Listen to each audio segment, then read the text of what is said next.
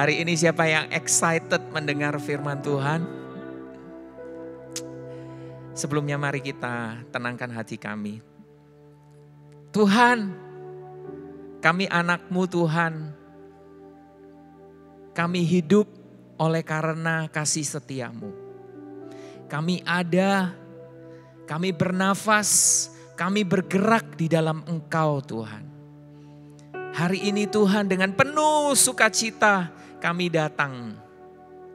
Engkau rindu menjumpai kami bersama-sama sebagai satu tubuh, sebagai satu gereja Tuhan. Engkau yang nyatakan isi hati-Mu bagi kami. Kami rindu mengenal Engkau Tuhan. Kami rindu Tuhan setiap firman-Mu menjadi nyata di dalam kehidupan anak-anak-Mu Tuhan. Kami rindu ada transformasi di dalam kehidupan kami Tuhan. Karenanya kami perlu mengenal Engkau Tuhan.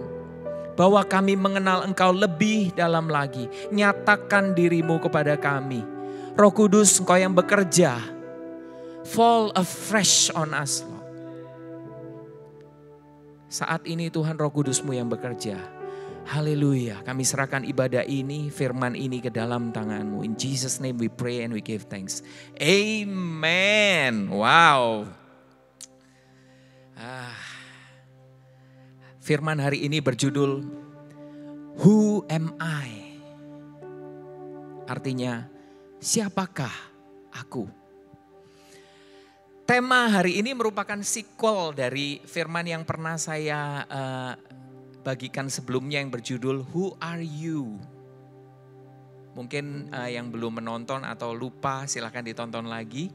Pertanyaan Who Are You ini ditujukan oleh seseorang kepada Yakub.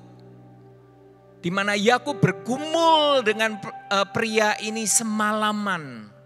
Pada saat Yakub sedang ketakutan.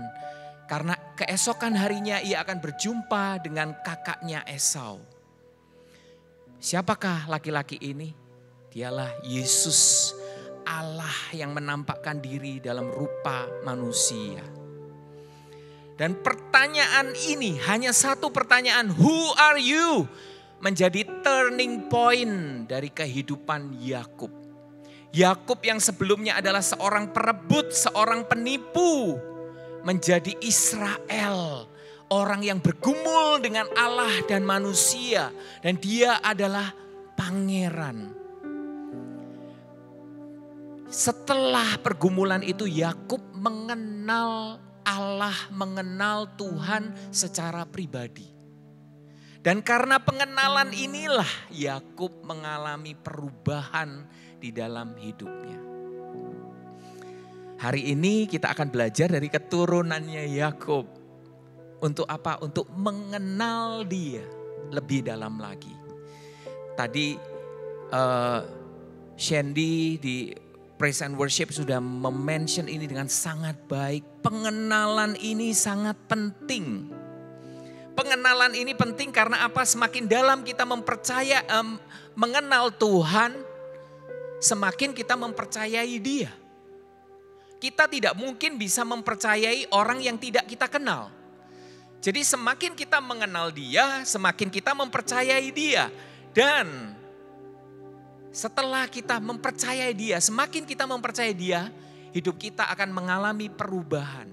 Dan dia akan membawa kita mengalami setiap janji-janjinya di dalam kehidupan kita. Saya mau proceed ini, tapi sebelumnya saya mau jelaskan dulu. Sebelumnya bagian ini pernah saya sharing di satu gereja. Dan satu yang sangat memberkati saya. Kalian harus sangat bangga dengan pastor-pastor yang ada di The Coast Indonesia. 3 orang pastor kita, ada Pastor Yohanes, ada Pastor Juliam, ada Pastor Indra. Waktu saya diminta untuk melayani itu, membagikan firman Tuhan, mereka dengan satu, saya sangat terjamah hati saya pada saat Pastor Indra mengatakan, kalau gitu nanti pakai kamera gereja saja. Bukan hanya itu, Pastor Yohanes yang akan mengambil take videonya. Gak sampai di situ, selesai video itu dibuat, yang mengisi teks adalah Pastor Juliam. Saya melihat, wow, this is the body ministry, pelayanan tubuh, sekalipun gereja yang berbeda, denominasi yang berbeda. Tapi inilah pastor-pastor kita melihat bahwa kita semua ini adalah satu tubuh di dalam Kristus. Kita sungguh bangga ya memiliki orang-orang yang di depan kita. Yang mendengar ini boleh give applause to Pastor Indra, Pastor Julian, Pastor Yohanes. Kita sungguh bangga dengan kalian. Oke, kita lanjut ya. Maaf tadi saya ingat sekali. Kalau tadi dikatakan semakin kita mengenal dia, maka kita akan semakin mempercayai dia. Dan semakin kita percaya dia, maka kita akan dibawa mengalami semua janji di dalam firman-Nya. Di dalam Matius pasal 13 kita tahu, pada hari Sabat Yesus mengajar di bait Allah pada saat dia ada di kampung halamannya di Nazaret. Nah, pada saat itu mereka semua takjub mendengarkan Yesus. Dan setelah mereka takjub, mereka mempertanyakan asal hikmat dan asal kuasa bagaimana Yesus bisa melakukan mujizat-mujizat itu. Di Matius pasal 13 ayat 8 boleh ditayangkan slide-nya. Dan karena ketidakpercayaan mereka, tidak banyak mujizat diadakannya di situ. Mereka takjub mendengar dia, namun tadi dikatakan tidak banyak atau hanya sedikit yang mengalami mujizat di situ. Karena apa? Karena ketidakpercayaan mereka. Kalau kita tanyakan lagi, mengapa mereka tidak percaya? Karena mereka tidak mengenal siapa Yesus. Mereka merasa kenal dengan Yesus. Bagi mereka Yesus hanyalah tukang kayu. Seorang tukang kayu hanya bisa memperbaiki perabotan yang rusak. Seorang anak Allah, Kristus, dia bisa memperbaiki kehidupan yang rusak. Semakin kita mengenal dia, semakin kita bisa mempercayai dia. Semakin kita mempercayai dia, maka kita akan dibawa mengalami kuasanya, mengalami semua janji-janji di dalam firman-Nya. Bertolak belakang dengan yang ada di Matius pasal 15 ayat 30. Di kitab yang sama tadi pasal 13, ini pasal 15 di Galilea. Yesus menyembuhkan semua orang yang berbondong-bondong datang kepadanya. Yang sakit, yang kerasukan setan, semuanya disembuhkan. Bertemu pribadi yang sama, Yesus. Namun pengalaman yang mereka alami sangat berbeda. Semakin kita mengenal Tuhan, semakin kita bisa mempercayai Dia. Maka kuasanya mengubah kita. Janjinya dinyatakan di dalam hidup kita. Hari ini sejauh mana kita mau kenal Dia? Sejauh mana kita mau janji-janjinya dinyatakan di dalam hidup, keluarga, bisnis kita? Tadi saya katakan kita melanjutkan belajar dari keturunan Yakub dalam 7 tahun masa kelaparan. Yakub yang sudah menjadi Israel ini membawa seluruh keluarganya 70 jiwa. Mereka pindah dan menetap bersama Yusuf di negeri Mesir. Mereka beranak cucu, bertambah banyak menjadi satu bangsa yang besar seperti siapa? Seperti janji Allah. Kepada siapa? Kepada Abraham, Ishak, dan Yakub. Dari sini kita melihat Allah selalu menggenapi janjinya. Setelah lama tinggal di Mesir, seorang raja yang tidak mengenal Yusuf, menggantikan raja yang sebelumnya, mulai menjadikan bangsa Israel menjadi budak selama 430 tahun, kurang lebih 10 generasi. Bayangkan turun-temurun, lahir, dibesarkan sebagai seorang budak. Dari kakek, ayah, anak, cucu, cicit. Mereka tahunya mereka adalah budak. Dan kita melihat di dalam kitab Keluaran menjelaskan bagaimana Allah merencanakan untuk membawa keturunan Yakub, orang Israel ini keluar dari negeri perbudakan di Mesir. Allah adalah Allah yang memiliki maksud atau kehendak, rencana, dan tujuan. Dan setiap tindakan Allah, semuanya sudah direncanakan dengan sempurna. Tujuannya untuk agar tujuan Allah tercapai, untuk mencapai tujuannya. Kita lihat di dalam Keluaran pasal 2 ayat 23 sampai 24 dikatakan, lama sesudah itu matilah Raja Mesir. Tetapi orang Israel masih mengeluh karena perbudakan dan mereka berseru-seru sehingga teriak minta tolong karena perbudakan itu sampai kepada Allah. Allah mendengar mereka mengerang, lalu ia mengingat kepada perjanjiannya dengan Abraham, Ishak, dan Yakub. Mereka mengeluh, menggerutu, marah, dan komplain. Dan kemudian mereka mulai berteriak kepada Allah. Dan teriakan mereka tadi dikatakan didengar oleh Allah. Dan begitu teriakan itu didengar, ia ingat akan apa? Janjinya. Ia ingat janjinya kepada nenek moyang mereka. Apa? Memberikan nenek moyang mereka itu suatu negeri untuk mereka tinggali. Allah mau membebaskan mereka. Namun ia tidak menjawab mereka. Kalau kita perhatikan di ayat tadi, ia seolah-olah hanya diam. Dan hidup mereka pun tampaknya masih tetap sama. Kita bayangkan kita menjadi mereka. Mereka merasa diabaikan, dilupakan, kecewa. Karena apa? Mereka tidak mengerti maksud Allah. Sama seperti orang Israel. Saat kita berdoa minta tolong, mungkin kita sedang menghadapi masalah, kita berdoa. Kenapa tidak ada jawaban? Kenapa seolah-olah Tuhan hanya diam saja? Sesungguhnya ia mendengar. Dan ia bekerja dengan cara yang tidak kita duga. Tanpa mereka tahu apa yang terjadi di saat yang sama. Di saat yang sama Allah memanggil Musa. Seorang pembebas dipanggil dan diutus untuk memimpin bangsa Israel keluar dari Mesir. Kita lihat di Keluaran 3 ayat 11. Tetapi Musa berkata kepada Allah, siapakah aku ini? Who am I? Maka aku yang akan menghadap Firaun dan membawa orang Israel keluar dari Mesir.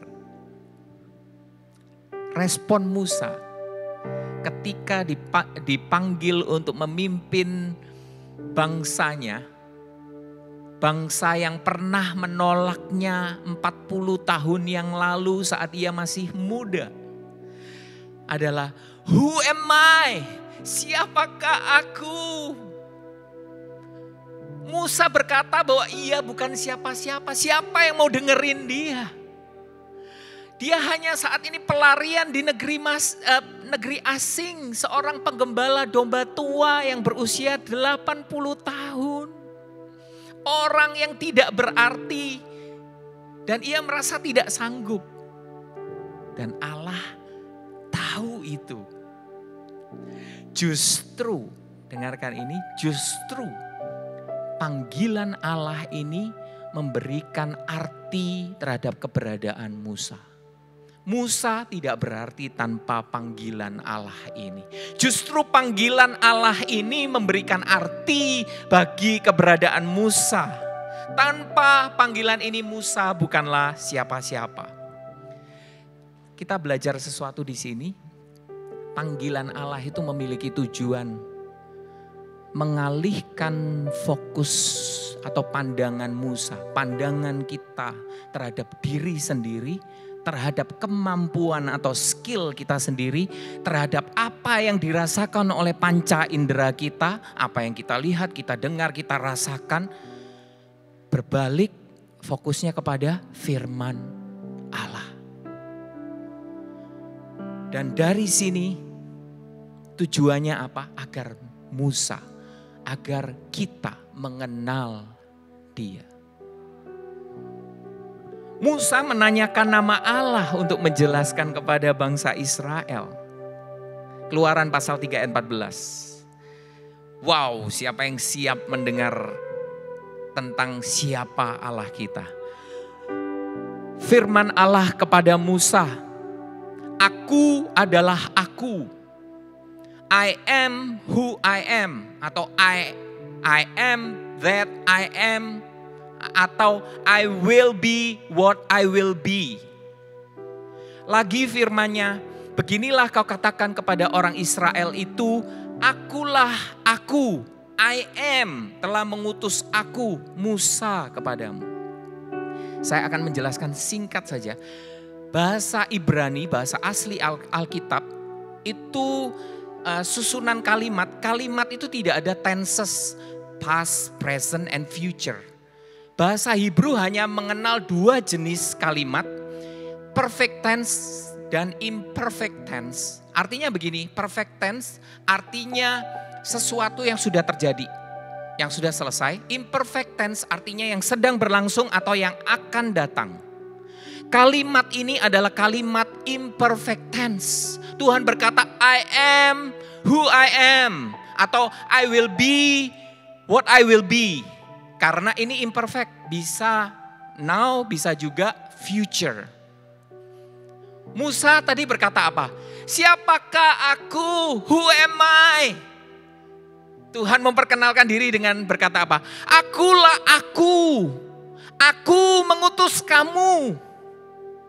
Untuk apa? Menjawab keraguan Musa terhadap dirinya sendiri, yang dirinya dia rasa bukan siapa-siapa. Dan orang Israel yang selama ini menjadi budak, yang merasa mereka juga tidak berarti dan bukan siapa-siapa. Tuhan seolah-olah berkata, kamu belum kenal aku.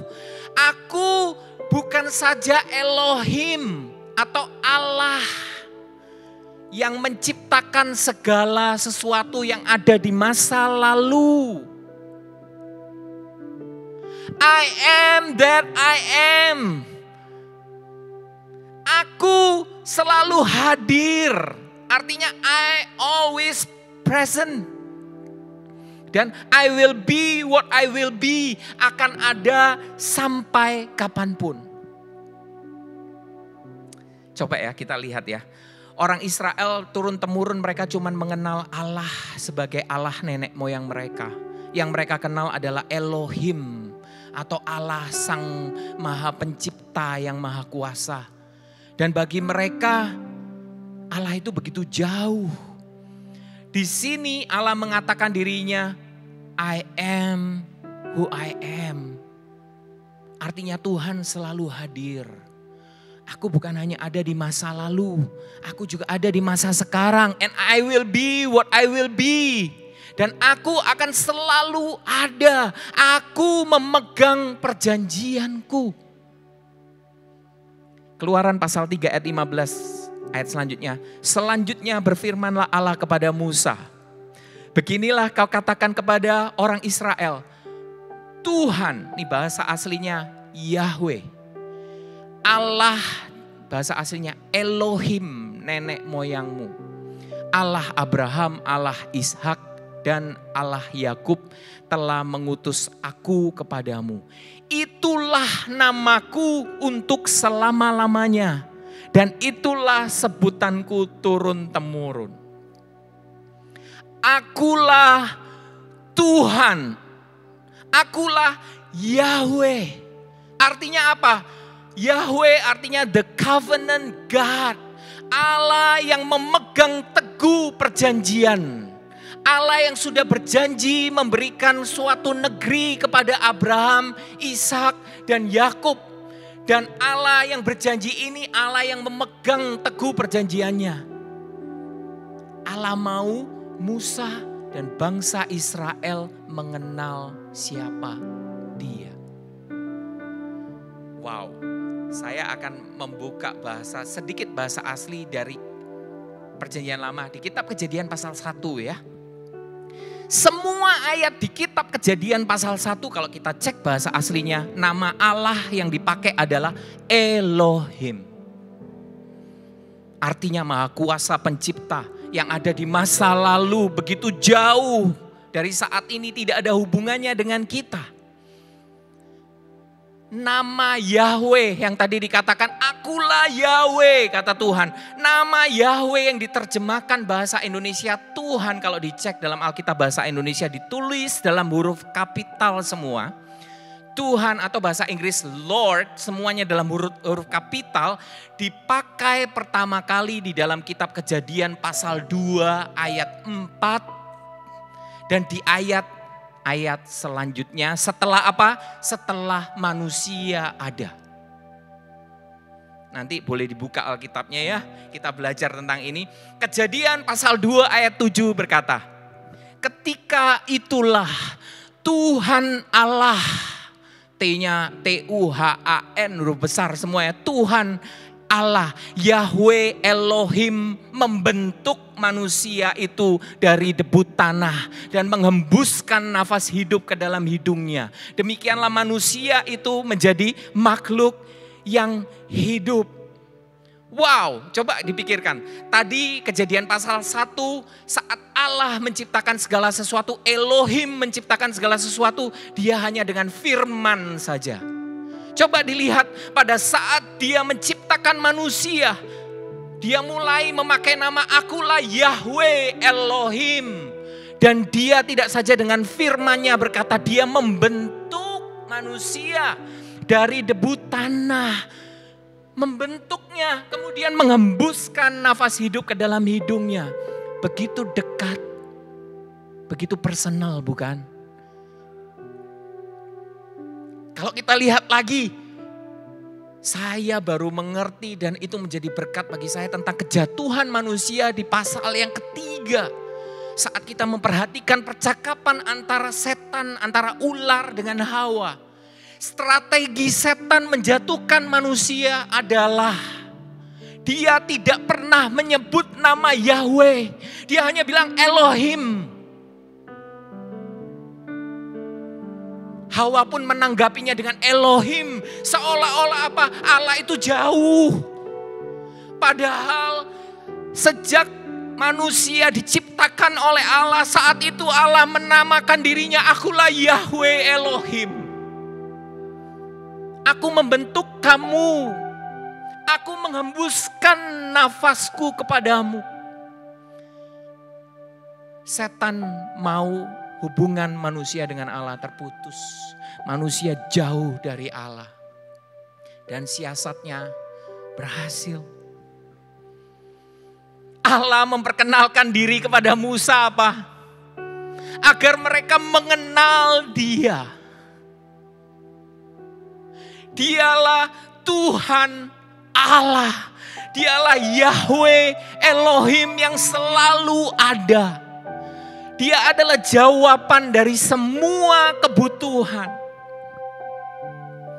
Jika di Mesir mereka percaya dengan begitu banyak dewa-dewa. Ada matahari, dewa hujan, kesuburan dan lain sebagainya. Dialah Tuhan Allah yang esa, yang berkuasa atas segalanya. Dia serba ada.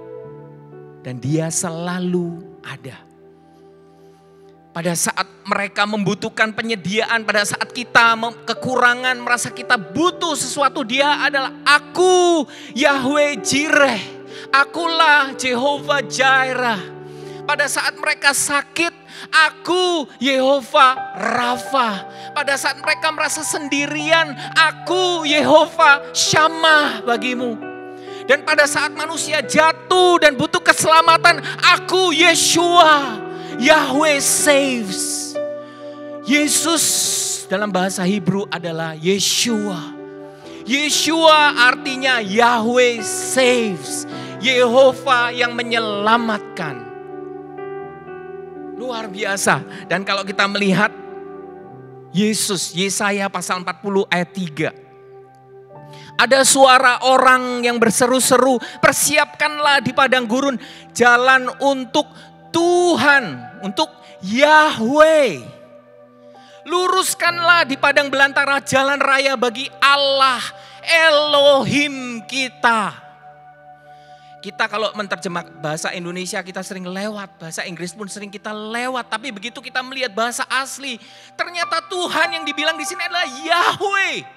Dan pada saat Yohanes melihat Yesus, kita lihat Yohanes pasal 1 ayat 23, 26 sampai 27, 29, 30, 34. Jawabnya, ini Yohanes ya. Akulah suara orang yang berseru-seru di padang gurun. Luruskanlah jalan Tuhan, luruskanlah jalan Yahweh. Seperti yang telah dikatakan Nabi Yesaya. Ayat 26, Yohanes menjawab mereka, katanya, aku membaptis dengan air, tetapi di tengah-tengah kamu berdiri dia yang tidak kamu kenal. Yaitu dia yang datang kemudian daripadaku. Membuka tali kasutnya pun aku tidak layak. Pada keesokan harinya, Yohanes melihat Yesus datang kepadanya dan ia berkata, lihatlah anak domba Allah yang menghapus dosa dunia. Dialah yang kumaksud ketika aku katakan, kemudian daripadaku akan datang seseorang yang telah mendahului aku, sebab dia telah ada sebelum aku. Dan aku telah melihatnya dan memberi kesaksian, ia inilah anak Allah. Wow, sangat jelas ya, Yohanes menggenapi nubuatan Nabi Yesaya. Ia menyebut Yesus sebagai Tuhan, Yahweh. Yesus adalah Yahweh, Sang Juru Selamat. Yahweh ini bukan Yahweh Rafa 1, Yahweh Syama 1, Yahweh Shalom 1, bukan. Yahweh ini satu, Yahweh ini esa. Kemudian kita melihat di Keluaran pasal 3 ayat 21 sampai 22, di mana Allah berfirman, ia tidak saja membawa orang Israel ini keluar dari tanah Mesir dengan apa? Dengan tangan hampa. Ia akan membuat orang Mesir itu bermurah hati untuk memberikan kepada mereka apa? Barang-barang berharga. Nah, sesuai dengan firman Tuhan, pada saat setelah 10 tulah, Firaun dan seluruh orang Mesir menyuruh orang Israel segera keluar dari tanah Mesir. Dan sebelum mereka keluar, mereka meminta barang-barang berharga. Ada emas, ada perak dan kain-kain. Dan orang Mesir, kalau Tuhan sudah menggerakkan hati orang yang tadinya seseorang yang menjajah, dia bisa bermurah hati. Allah membuat Mesir membayar ganti rugi. Selama mereka menjadi budak, semuanya terhitung.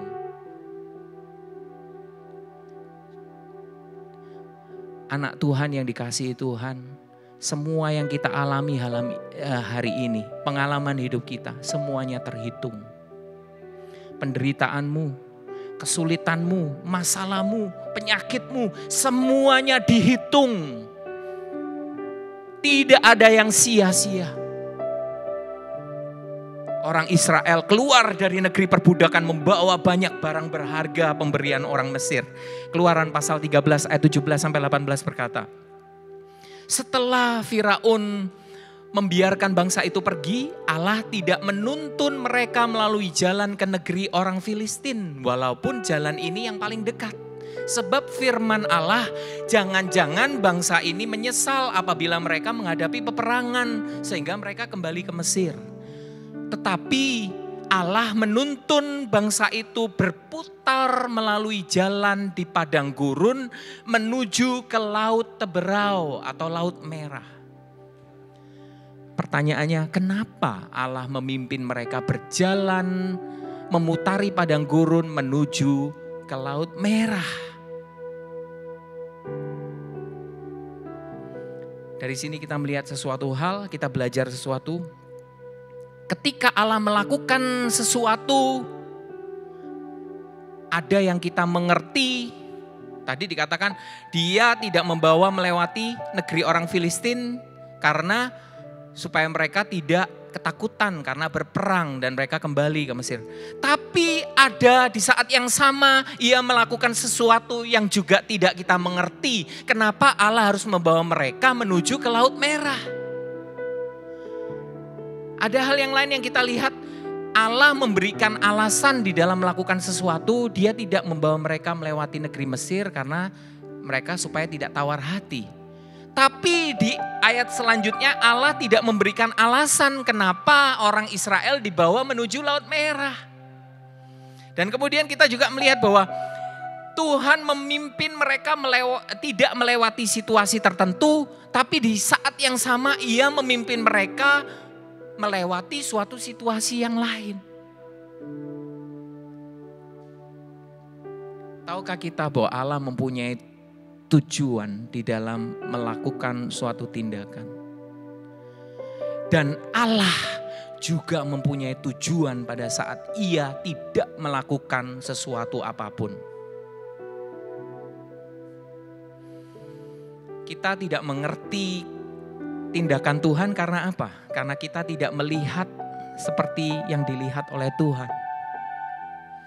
Kalau kita hanya bisa melihat apa yang ada di depan mata, kita tidak bisa melihat apa yang ada di balik tikungan. Tuhan tahu semua yang ada di balik tikungan itu. Kita bisa melihat ke puncak bukit, tapi kita tidak pernah tahu apa yang ada di balik bukit itu. Kita hanya bisa melihat saat ini, tapi Tuhan bisa melihat semua hal di masa depan. Ia melihat apa yang tidak bisa kita lihat.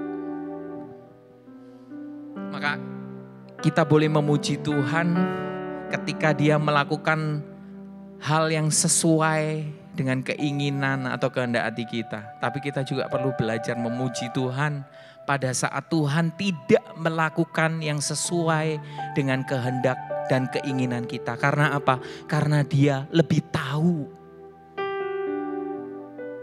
Dan karena apa? Semata-mata Dia tahu apa yang menanti di hadapan kita.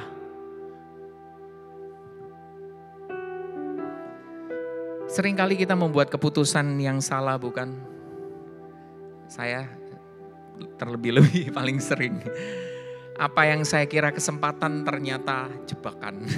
Apa yang saya kira masalah ternyata kesempatan dan saya lewatkan. Ada orang lain melihatnya dan kemudian berhasil di situ. Inilah kita. Wahyu pasal 3 ayat 7 berkata, inilah firman dari yang kudus, yang benar, yang memegang kunci Daud. Apabila ia membuka, tidak ada yang dapat menutup. Apabila ia menutup, tidak ada yang dapat membuka. Wow, kalau kita belajar dari ayat ini seolah-olah, ya Tuhan mau-maunya Tuhan deh gitu.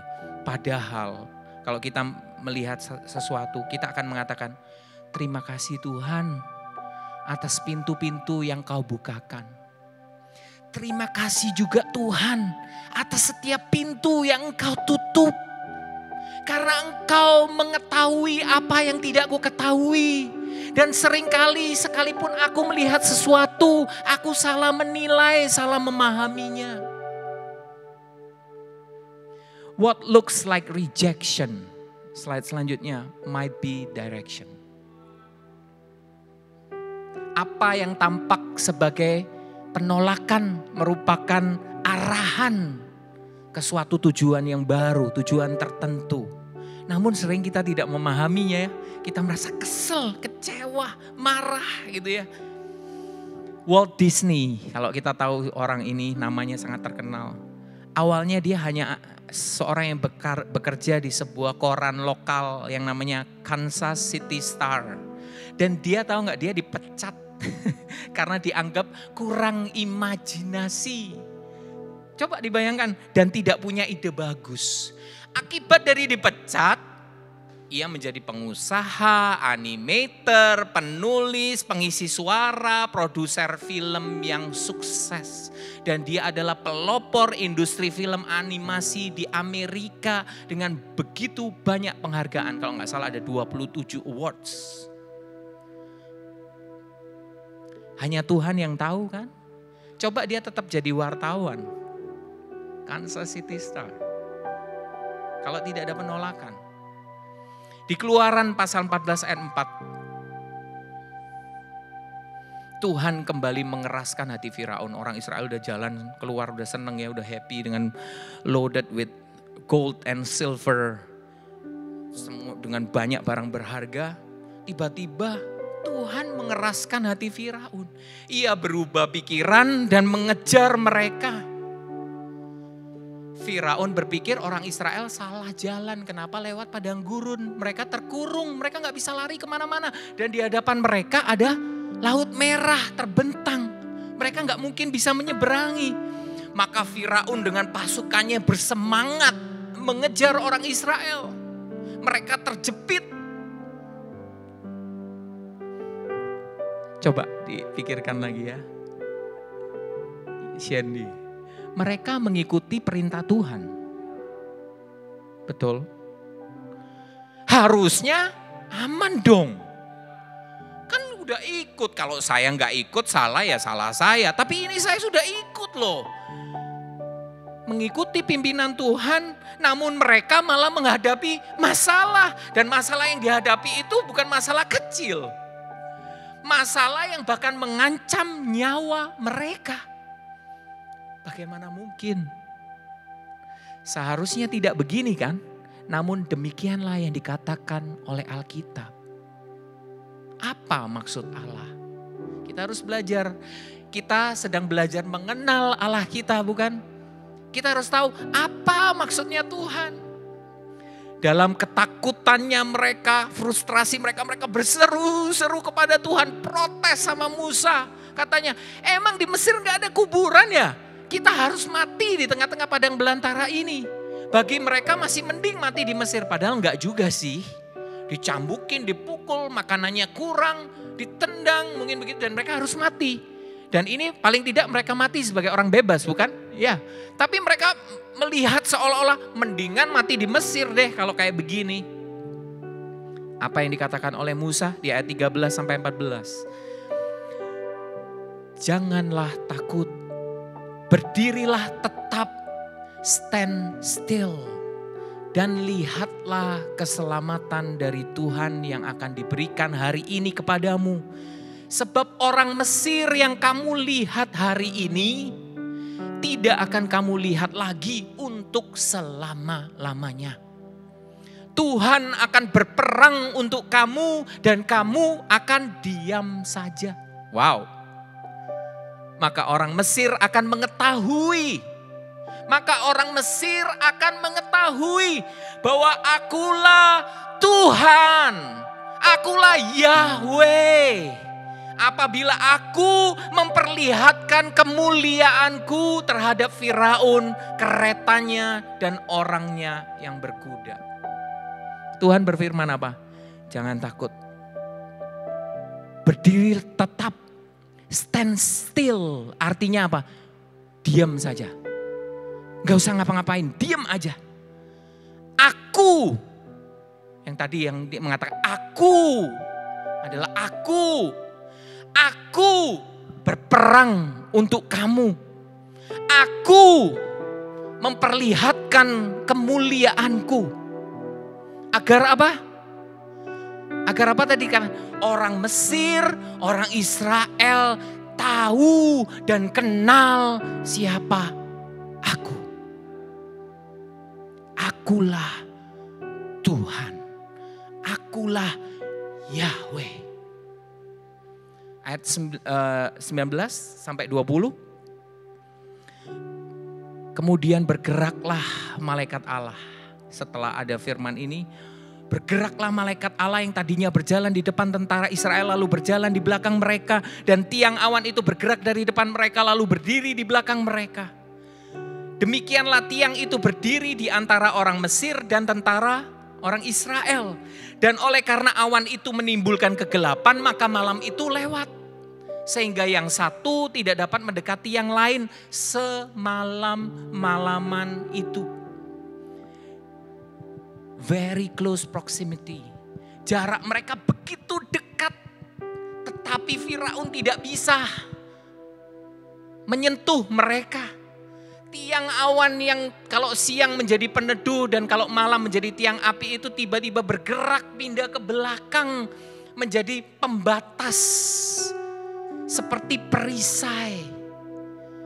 Dan kalau dalam terjemahan bahasa Inggris kita melihat di sisi orang Mesir apa? Gelap. Sisi orang Israel terang. Sehingga mereka aman terlindungi apa? Semalam-malaman. Dari sini kita melihat apa? Orang Israel berdoa tentang itu? Musa berdoa tentang itu? Tidak. Sepanjang waktu Tuhan melindungi kita. Tuhan melindungi hidup kita, keluarga kita, anak-anak kita, harta milik kita tanpa kita sadari, tanpa kita doakan, kita minta. Dan kita tidak pernah tahu berapa banyak musuh, begitu banyak bahaya yang sudah dilewatkan oleh Tuhan. Dan kita tidak pernah berterima kasih sama Tuhan. Ia melindungi keluar masuk kita. Ia melindungi pada saat kita berbaring. Saat semuanya damai dan aman. Bahkan saat kita ada dalam masalah. Saat kita dipecat dari pekerjaan kita. Saat kita sehat. Bahkan saat kita terbaring lemah tidak berdaya. Tuhan sedang melindungi kita. Tanpa kita ketahui. Keluaran pasal 14 ayat 21 sampai 22 berkata. Lalu Musa mengulurkan tangannya ke atas laut. Dan semalam-malaman itu Tuhan menguakkan air laut dengan perantaraan angin timur yang keras. Membuat laut itu menjadi tanah kering, maka terbelahlah air itu.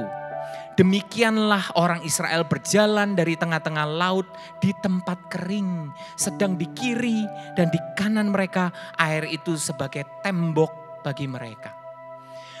Musuh begitu dekat. Musa diminta mengangkat tongkat dan mengulurkannya ke laut. Setelah Musa melakukannya, maaf, bukan musuh ya. Setelah Musa melakukannya, mereka berharap apa? Kalau saya jadi orang Israel, segera terjadi sesuatu, seketika terjadi sesuatu dengan laut itu, bukan? Namun semuanya masih tetap sama, tidak ada yang berubah. Apa yang dirasakan mereka tentunya merasa apa? Kecewa, mereka merasa putus asa, mereka juga takut. Tahukah kita tadi dikatakan Tuhan membelah laut dengan perantaraan apa? Angin timur yang bertiup semalam-malaman. Habis Musa mengulurkan tongkat, semua pada noleh mungkin ya. What? Kok masih sama? Cuman anginnya aja sih agak kenceng. Bener gak? Kenceng gak ya anginnya? Iya. Kira-kira itu yang terjadi. Kira-kira itu. Semalam-malaman angin timur bertiup dengan keras. Mungkin kita sudah berdoa saat ini. Belum ada jawaban. Belum ada terobosan. Ayat di atas berkata angin timur sedang berhembus. Sekalipun pintu belum terbuka, sekalipun kesembuhan belum terjadi, angin timur sedang berhembus semalam-malaman. Angin ini tidak saja membelah laut, wow, bahkan menjadikannya tanah kering, bukan tanah lumpur. Musa memimpin Bani Israel menyeberang setelah semuanya menjadi tanah kering. Laut mulai terbelah, ada tembok di sisi kiri dan kanan, tembok air. Musa memimpin bangsa Israel berjalan di tanah tanah kering. Wow, di tanah kering. Ada satu pewahyuan yang seketika saya lihat. Kenapa Tuhan membawa kita melewati baptisan? Kenapa dikatakan tanah kering? Tuhan tidak mau ada jejak kita dari masa lalu. Kita berjalan dari tanah kering. Come on. Angin tidak saja membelah laut. Menjadikannya apa? Tanah kering. Mereka takjub melihat kuasa Tuhan. Sambil jalan, sambil bengong, mungkin heran. Namun tetap belum mengerti maksud Tuhan. Kenapa mereka harus menyeberangi Laut Merah ini? Seperti kita, seringkali kita juga tidak mengerti. Kenapa kita harus mengalami, melewati sesuatu? Apakah tidak ada alternatif yang lebih gampang? Apakah yang lebih sederhana, lebih ringan, lebih mudah untuk kita handle? Seperti ini. Mereka berjalan tapi mungkin bingung. Aneh ya, kenapa pakai begini-beginian sih? Emang keren sih gitu ya, keren banget. Tapi kenapa? Firaun di belakang begitu melihat orang Israel menyeberang sampai di seberang dengan selamat. Tanah sudah menjadi kering. Dia dengan pasukannya segera mengejar, mencoba mengikuti orang Israel dengan keretanya. Ayat 27 dan 28 berkata, Musa mengulurkan tangannya ke atas laut, maka menjelang pagi berbaliklah air laut ke tempatnya. Sedang orang Mesir lari menuju air itu. Demikianlah Tuhan mencampakkan orang Mesir ke tengah-tengah laut. Berbaliklah segala air itu lalu menutupi kereta dan orang berkuda dari seluruh pasukan Firaun yang telah menyusul orang Israel itu ke laut. Seorang pun tidak ada yang tinggal dari mereka. Tidak ada satu pun yang tersisa. Sesampai di seberang, Musa kembali mengulurkan tangan. Menjelang pagi. Tiba-tiba tembok air itu jebol seperti tsunami. Semuanya tenggelam. Orang Israel tidak ada satupun yang tenggelam. Orang Mesir tidak ada satupun yang terluput. Bayangkan di tepi pantai itu apa yang dilihat orang Mesir.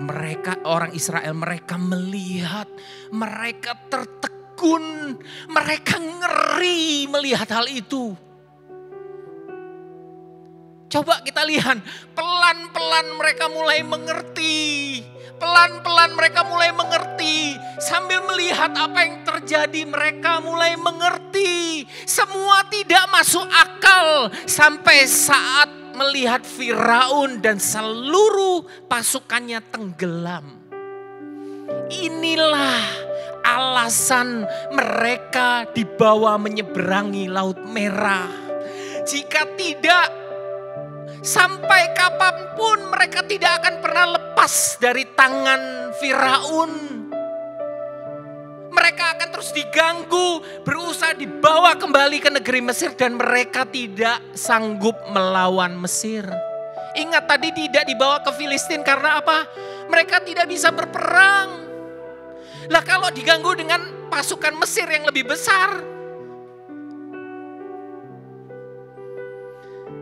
Mereka pikir kesulitan ini untuk mengakhiri mereka. Orang Israel berpikir ini kesulitan akan mengakhiri mereka. Maksud Tuhan kesulitan ini untuk mengakhiri Firaun yang berusaha memperbudak mereka lagi. Demikian juga Laut Merah kesulitan kita. Bukan untuk mengakhiri kita. Melainkan untuk mengakhiri Firaun di dalam hidup kita. Apa itu Firaun dalam hidup kita? Yang selalu menyiksa kita. Kepahitan, kekecewaan, kegagalan, trauma masa lalu. Yang terus menekan kita, stres depresi menghadapi semua yang sedang terjadi saat ini. Ketakutan, kekhawatiran akan masa depan. Saya sampai sekarang masih belum mencapai level ini. Yang terus mengikat kita, kesulitan keuangan, kecanduan, masalah dosa, sifat tabiat buruk, hal-hal yang membuat hidup kita berantakan. Slide selanjutnya berkata, Laut Merah dipakai Allah untuk memisahkan orang Israel dari apa? Firaun dan Mesir. Mereka terlalu lama berada di bawah tirani, di bawah penjajahan Firaun. Allah membawa mereka melewati Laut Merah untuk memisahkan mereka. Wow. Allah membawa mereka melewati Laut Merah untuk memisahkan mereka. Untuk apa? Mengakhiri perbudakan. Mengakhiri mindset budak. Sudah bergenerasi-generasi menjadi budak, mungkin tidak tahu bagaimana menjadi orang yang bebas. Tuhan memakai Laut Merah untuk memisahkan mereka. Agar apa? Agar mereka mengenal siapa Tuhan. Siapa Yahweh. Laut Merah yang mengubur Firaun dan Mesir itu juga merupakan lambang apa? Kalau kita tahu air baptisan ya. Yang mengubur setan dan setan si penguasa dunia, bala tentaranya. Yang selalu menjajah kita pada saat kita masuk ke dalam air baptisan. Kita itu mati di dalam kematian Kristus. Dan pada saat kita keluar dari air, kita dibangkitkan bersama Dia. Itu adalah lambang dari baptisan di Roma pasal 6 ayat 3 sampai 4. Kita lihat Ibrani pasal 11 ayat 29 berkata, karena iman mereka telah melintasi Laut Merah, sama seperti melintasi tanah kering. Sedangkan orang-orang Mesir tenggelam ketika mereka mencobanya juga. Umat Israel sekalipun tidak mengerti, bertanya-tanya, protes, komplain, persis kita sih ya. Ya benar kan? Namun mereka apa? Tetap berjalan.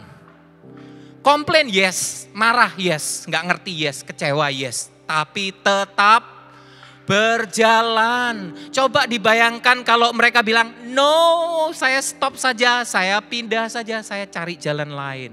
Bisa dibayangkan? Inilah iman. Tadi dikatakan ya, karena iman itu bukan berarti, oh kalau Tuhan bilang A, saya pasti A, kalau Tuhan B, saya pasti B. Kadangkala iman itu, kalau kita lihat seringkali seperti orang Israel merasa, ya katanya, loh kok kenapa begini? Satu hal, inilah iman pada saat mereka memilih untuk tetap berjalan. Hari ini dengan iman kita melangkah bersama Dia. Amin. Melewati semua hal yang tidak kita mengerti. Dan kita belajar percaya penuh pada apa? Firman-Nya. Ia memimpin hidup kita, Ia memisahkan, melepaskan kita dari semua yang menjajah, mengikat, menyiksa, dan membuat kita menderita. Next slide, perjalanan iman membawa kita mengenal Allah. Allah mau kita mengenal Dia. Iman itu percaya bahwa Tuhan tahu rute yang terbaik. Itulah iman. Sekalipun salah memahami Tuhan, komplain, kecewa, marah, meragukan janjinya, namun tetap melangkah. Dan iman ini percaya bahwa Ia memegang teguh janjinya. Karena janjinya ialah ya dan amin dalam hidup kita. Masalah kesulitan kita saat ini bukanlah tujuan akhir. Tinggal 5 menit ya. Masalah dan kesulitan kita saat ini bukanlah tujuan akhir, saya katakan. Masalah dan kesulitan kita hari ini bukanlah akhir. Semuanya hanyalah perjalanan yang harus kita tempuh untuk menuju satu tujuan akhir. Ayat yang terakhir, Psalm 23 verse 4, sementara saya minta worship team bisa naik. Though I walk through the valley of the shadow of death, I will fear no evil, for you are with me. Your rod and your staff, they comfort me.